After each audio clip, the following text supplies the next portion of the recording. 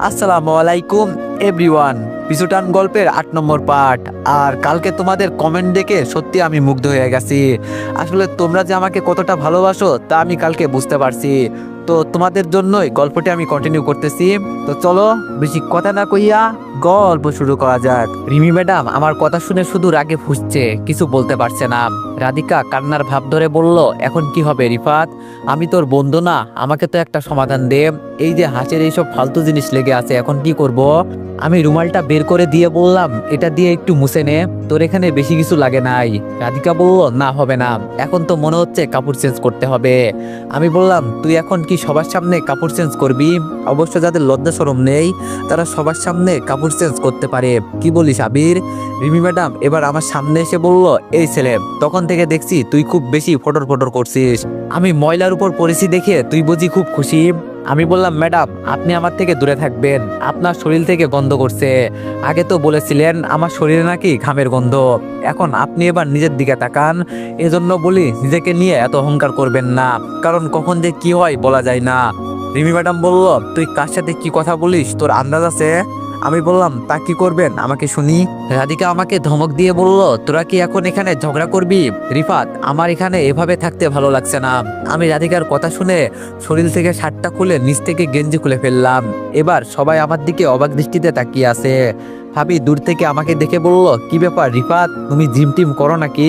তোমার বডি দেখে তো আমি ক্রাশ খেয়েছি, আমি কি একবার তোমার বুকে হাত দিয়ে দেখতে পারি? আমি বললাম, সি ভাবি সি, আপনার হাজবেন্ড আছে, আমার উপর নজর দিবেন না তো। আমি রাধিকার হাতে আমার গেঞ্জিটা দিয়ে বললাম, এটা কাপড়ের উপর পর, তাহলে কিছু দেখা যাবে না, পরে কাপড় চেঞ্জ করে নিস, এখানে চেঞ্জ করার মতো কিছু নেই, আর আশেপাশে তো কোনো বাড়িও দেখা যাচ্ছে না। রাধিকা আমার গেঞ্জি পরে বলল, তুই আগে শার্ট পরতো, সবাই তোর দিকে তাকিয়ে আছে, আর তুই কি মানুষকে বডি দেখাস নাকি?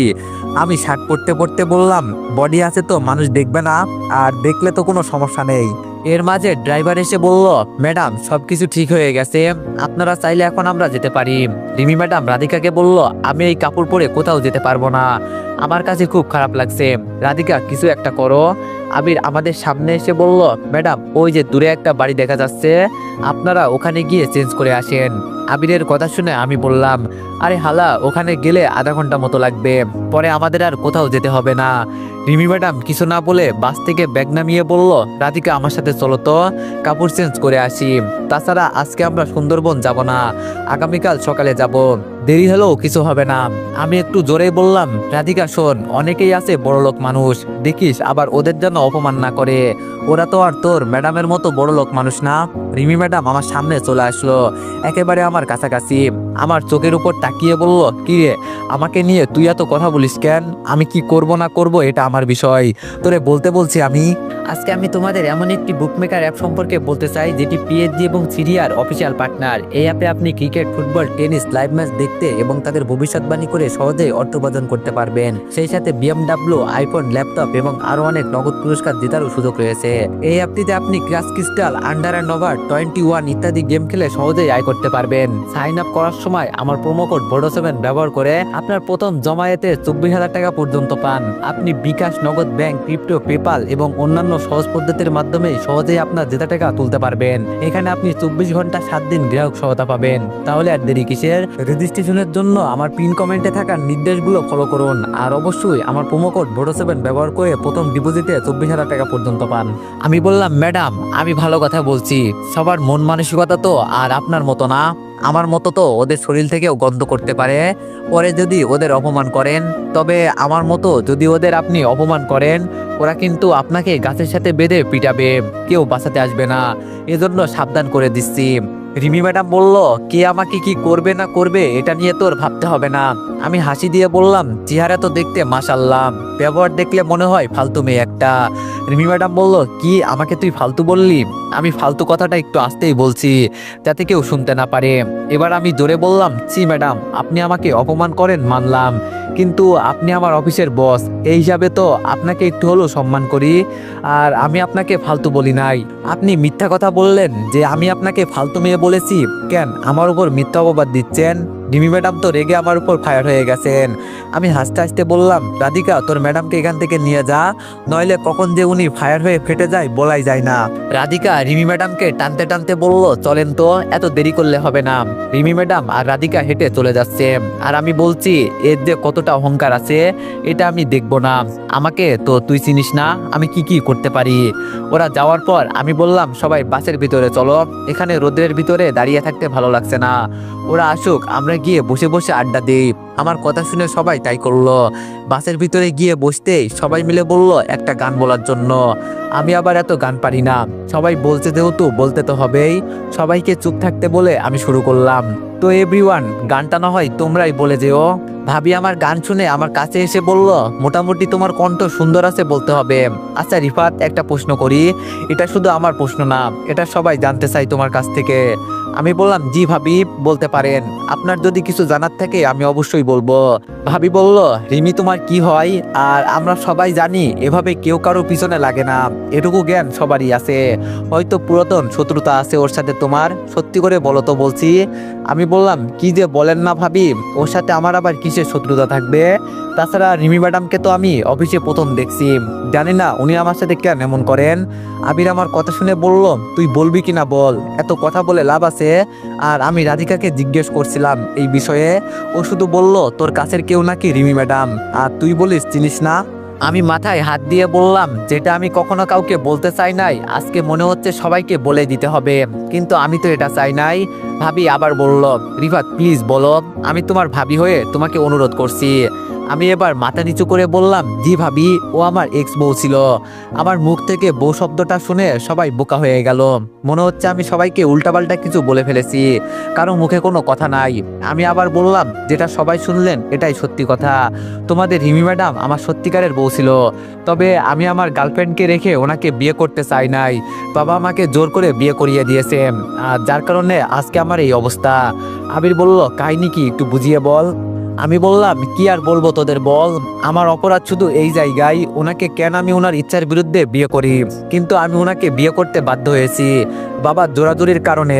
তবে আফসোস, ওনাকে বিয়ে করেছি ফোনে ঠিকই, কিন্তু বিয়ের দ্বিতীয় দিন উনি লন্ডন থেকে এসে আমাকে ডিভোর্স দিয়ে গেছেন, পরে আর ওনার সাথে আমার দেখা হয় নাই, আর অফিসে দেখা হওয়ার পর আমার এই অবস্থা।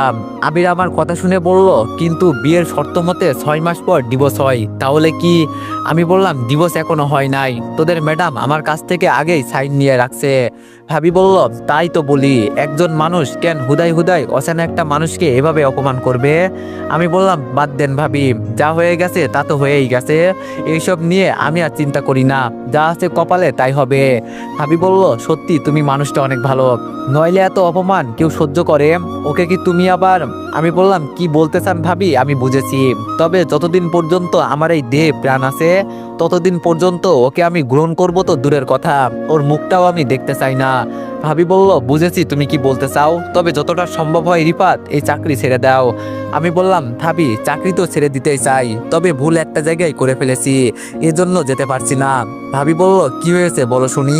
আমি বললাম, এটা বলতে পারবো না ভাবি, বাদ দেন, ওরা হয়তো এসে যাবে, আর আমি যে এইসব কথা আপনাদের বলছি প্লিজ ওনাকে কিছু বলবেন না কেউ, আপনাদের কাছে এই একটা অনুরোধ আমার। ভাবি বলল, আরে না, কেউ কিছু বলবে না, চিন্তা করো না। এই কথা বলে ভাবি গিয়ে ভাবির জায়গায় বসে গেল। কিছুক্ষণ পর রাধিকা আর রিমি ম্যাডাম চলে আসলো। রাধিকা বসে আমার দিকে তাকিয়ে বলল, রিফাত তুই কি পারফিউম ব্যবহার করিস রে? তোর গেঞ্জির ঘ্রাণটা মারাত্মক। আমি বললাম, আরে তোর ম্যাডাম বললো না এটা নাকি ঘামের গন্ধ, তোর ম্যাডামকে জিজ্ঞেস কর, উনি আমার থেকে ভালো জানেন। রাধিকা বলল, দেখ ভাই একটু চুপ করে বসতো, এখন আর কোনো উল্টাপাল্টা কিছু করিস না, ভালো লাগছে না এমনি। আমি বললাম, তুই আমাকে এই কথা বলতে পারলি? রাধিকা বলল, ভাই তোর পায়ে পড়ি, একটু কথা বলা বন্ধ কর প্লিজ। আবির রিমি ম্যাডামকে বলল, ম্যাডাম তখন তো বললেন আমরা কালকে সকালে যাব, তাহলে এখন কি? রিমি ম্যাডাম আবিরের কথা শুনে বলতে শুরু করলো, এখন বাস যেই পর্যন্ত যাই আমরা সেই পর্যন্ত যাব, পরে স্পিড বোট দিয়ে যেতে হবে, পানির উপর তো আর বাদ যাবে না, এজন্য আমরা পানির রাস্তা কাল যাব, আজকে গিয়ে একটা হোটেলে থাকতে হবে সবাই।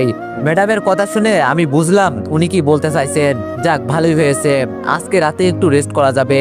আনমনে বসে বসে ফোন চাপাচাপি করছি, তখন আবির বলল, রিফাত তোরে একটা কথা বলতে ভুলে গেছি। আমি বললাম, বল এখন। আবির বলল, আমি বলছিলাম না আমার একটা গার্লফ্রেন্ড আছে। আমি বললাম, পরে তো বললি না। আবির বলল রাধিকাকে প্রপোজ করছিলাম। আমি আবিরের দিকে তাকিয়ে বললাম কি? আবির বলল দেখ তুই আবার ওকে কিছু বলিস না প্লিজ, ও না করছে এই কথা যেন কাউকে না বলি। কিন্তু তুই তো আমার বন্ধু, তোরে না বললে কি হয়? আমি বললাম ও কি বলছে পরে তোরে? আবির বলল প্রথমে না করছিল, পরে হ্যাঁ বলছে, শুধু আমাকে বলতে কাউকে যেন না বলি। আমি বললাম রাধিকা এত বড় কাজ করে বসে আছে আর আমাকে কিছু বলে নাই পর্যন্ত। আবির বলল ও তোরে বলবে বলছে পরে, কিন্তু তার আগে আমি বলে দিলাম। আমি বললাম ভালোই হয়েছে, আর তাছাড়া ও মেয়েটা অনেক ভালো আছে। আবির বলল ওর বাবার সাথে আমার বাবার কথা হয়েছে। আমি বললাম এত দূর এগিয়ে গেলি আর আমাকে পর্যন্ত কিছু বলে নাই? আবির বলল তোর না কাছের বন্ধু, তাহলে তোরে বলে নাই কেন? আমি বললাম বলার দরকার মনে পড়ে নাই, এজন্য হয়তো বলে নাই। আর আমি এইসব শুনেই বা কি করব, থাক বাদ দে। আবির বলল মন খারাপ করিস না, তো বলে নাই তো কি হয়েছে, আমি তো বলছি। আমি কিছু বললাম না। আবিরের কথা শুনে চুপ করে বসে আছি। সন্ধ্যা প্রায় হয়েই গেল। বাসের লাইট জ্বালানো আছে, বাইরে হালকা হালকা অন্ধকার হয়ে যাচ্ছে। হঠাৎ মাথায় একটা বুদ্ধি এলো, আমাকে থাপ্পড় দেওয়া না, এর প্রতিশোধ তো নিতেই হবে। আবার গেলাম ড্রাইভারের কাছে, গিয়ে বললাম মামা 2 মিনিটের জন্য লাইনের আলো বন্ধ করে দিবেন, আর এটাই শেষ, আর কিছু করতে হবে না। ড্রাইভার বলল মামা সাবধান, উল্টাপাল্টা কিছু করবেন না। আমি বললাম আরে না তেমন কিছু করব না, তুমি এত চিন্তা করো না তো। আমি গিয়ে আবিরের পাশে বসতেই আবির বলল কিরে একটু পর পর তুই ড্রাইভারের কাছে যাস কেন? আমি বললাম দরকার আছে। রাধিকার দিকে ইশারা করে বললাম এখন কি হবে না হবে এটা কাউকে বলবি না, তুই চুপচাপ বসে থাকবি ঠিক আছে? আমি ড্রাইভারের দিকে তাকিয়ে ইশারা করতে ড্রাইভার লাইট বন্ধ করে দিল। এখন বাসের ভিতরে সবকিছু অন্ধকার হয়ে আছে, কিছু দেখা যাচ্ছে না। সুযোগ পেয়েছি, এটা কাজে তো লাগাতেই হবে। আমি দাঁড়িয়ে রাধিকার মুখে হাত দিয়ে চেপে ধরে রিমি ম্যাডামের গালে শরীরের জোরে দিলাম একটা থাপ্পড়। রিমি ম্যাডাম চিৎকার দিয়ে বলল এই কে রে এখানে? আমি গিয়ে আমার সিটে বসে ফোন নিয়ে বিজি হয়ে গেলাম। রিমি ম্যাডামের চিৎকারের শব্দে ড্রাইভার লাইট অন করলো। ম্যাডাম রেগে বলল বাসের লাইট বন্ধ করছিলে কেন? ড্রাইভার বলল ম্যাডাম বাসে একটু সমস্যা হয়েছিল এই জন্য। রাধিকা রিমি ম্যাডামকে বলল ম্যাডাম কি হয়েছে? ম্যাডাম আমার দিকে তাকিয়ে দেখে যে আমি ফোনে বিজি। যাক উনি কিছু বুঝতে পারে নাই, আমি ওনাকে চট দিয়েছি। রিমি ম্যাডাম শুধু আশেপাশে তাকিয়ে দেখছে কে ওনাকে চট দিতে পারে। আমি তো মুখ টিপে হাসছি, আহা আজকে আমার কতটা যে ভালো লাগছে বলার বাইরে। ইস এতদিন পর ওনাকে একটা থাপ্পড় দিতে পারছি, আহা কি আনন্দ আকাশে বাতাসে। আমি কিছু বলতে পারবো না দেখে আবিরকে বললাম আবির দেখতো ম্যাডামের গাল লাল হয়ে আছে কেন? আবির আমার কথা শুনে বলল ম্যাডাম আপনার গাল এত লাল হয়ে আছে কেন? মনে হচ্ছে যেন। রিমি ম্যাডাম রেগে বলল তোমাকে বলছি এত কথা বলতে, চুপ করে বসে থাকতে পারো না? একবার যদি আমি দেখতে পেতাম কে যে আমার গালে। রাধিকা বলল কি ম্যাডাম? রিমি ম্যাডাম কিছু বলল না, চুপ করে বসে গেল। রাধিকা আমার দিকে তাকিয়ে মুখ টিপে হাসছে, ও ঠিকই বুঝে গেছে আমি ওনাকে চট দিয়েছি। রাধিকা ইশারা করে বলল তোর বুদ্ধি আছে বলতে হবে মামা, তুই আসলে একটা জিনিস। আমি মুচকে হাসি দিয়ে বললাম জানিস রাধিকা মাঝে মাঝে এত আনন্দ লাগে কিন্তু প্রকাশ করতে পারি না, আহারে কতটা যে ভালো লাগছে আমার। রাধিকা আমার কথা শুনে একা একা হেসে গড়াগড়ি খাচ্ছে। আমি শুধু বোকার মতো তাকিয়ে আছে যে আমি কি করলাম যার কারণে রাধিকা তো হাসছে। কিছুক্ষণ বসে থাকার পর ড্রাইভার বাস থামিয়ে বলল ম্যাডাম আপনাদের হোটেলের সামনে এসে গেছি, এখন সবাই নামতে পারেন। এক এক করে সবাই নিচে নামছে। আমি বাস থেকে নামতেই আননোন নাম্বার থেকে একটা কল এলো। এই রং নাম্বারে আবার কে কল দিয়েছে? আমি ফোন রিসিভ করতে ওপাশ থেকে আপু বলল রিফাত কেমন আছোস? আমি বললাম আরে আপু যে তুই আমার ফোন নাম্বার কই পেলি? আপু বলল চুপ কর, তুই আমার সাথে কথা বলবি না। আমি যদি রাধিকার ফোন নাম্বার না রাখতাম তাহলে তো তোকে আর খুঁজেই পেতাম না। আমি বললাম সরি রে আপু, ইদানিং এত বিজি থাকি যে তোরে কল দিতেও ভুলে গেছি। আপু বলল হয়েছে আর থাক, মিথ্যা কথা বলতে হবে না, আমি তো তোর বোন হলে খবর নিতিম। আমি বললাম এভাবে বলতে পারলি আপু? আপু বলল এখন যেই কারণে কল দিলাম শোন। আমি বললাম বল। আপু বলল বাবা তো আমার বিয়ে অন্য কারোর সাথে ঠিক করে ফেলেছে, তুই তো জানিস আমার বিষয়ে। আমি বললাম তুই আমাকে এখন বলিস এই কথা, আরো আগে বলতে পারলি না? আপু বলল তোর নাম্বার ছিল না আমার কাছে। আমি বললাম বাবা এখন কোথায় আছে? আপু বলল উনি রুমে আছেন, আমি কিচেন রুমে বসে আছি। আমি বললাম বাবার কাছে ফোনটা দে। আপু বলল কিন্তু ভাই পরে আমাকে যদি। আমি বললাম তোরে বলছি আমি বাবার কাছে ফোনটা দিতে, এখন কথা বলিস কেন? আপু বলল আচ্ছা 1 মিনিট হোল্ডে থাক আমি দিতেছি। কিছুক্ষণ পর আপু বলল নে বাবার সাথে কথা বল। বাবার কাছে ফোনটা দিতেই আমি জোরে বললাম বাবা আপনি কি আমার মতো আমার বোনের জীবনটাকেও নষ্ট করে দিতে চান? একবার তো আমাকে বেঁধে জোর করে বিয়ে করিয়েছেন, আজকে সেই মেয়ে আমাকে এত অত্যাচার করে যে শুধু মুখ বন্ধ করে সহ্য করি। আপুর বিয়ে যদি আপনার ইচ্ছা মতো দেন তাহলে আমি কসম করে বলছি বিয়ের 1 মিনিট আগে হলেও আপুকে আমি নিয়ে আসবো, আর সেটা যেভাবে আনার দরকার হয় সেভাবেই আনবো।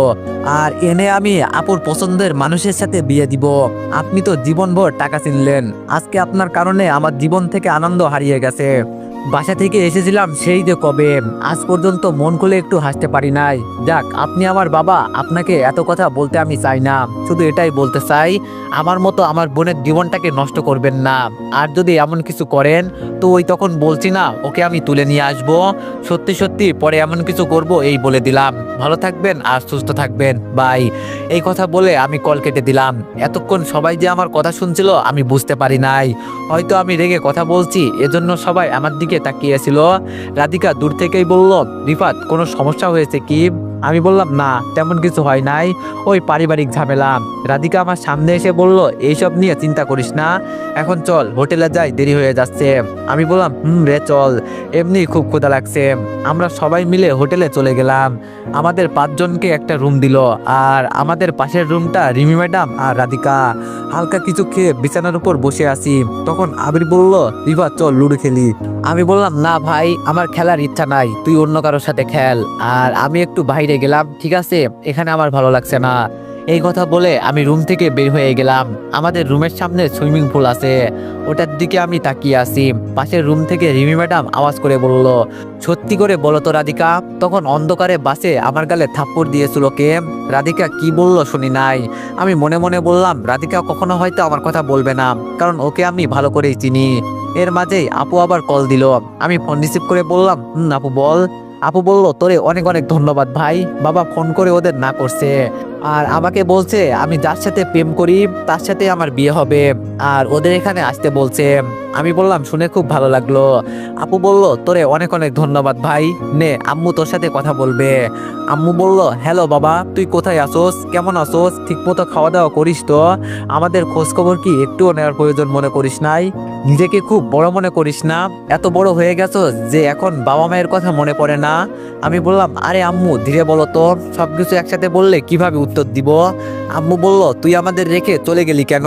আমি বললাম, দেখো একদম কান্না করবে না, আর আমি গিয়েছি কি সাদে, তখন তো তুমি নিজ চোখে দেখছো। আম্মু বলল, তো কি হয়েছে?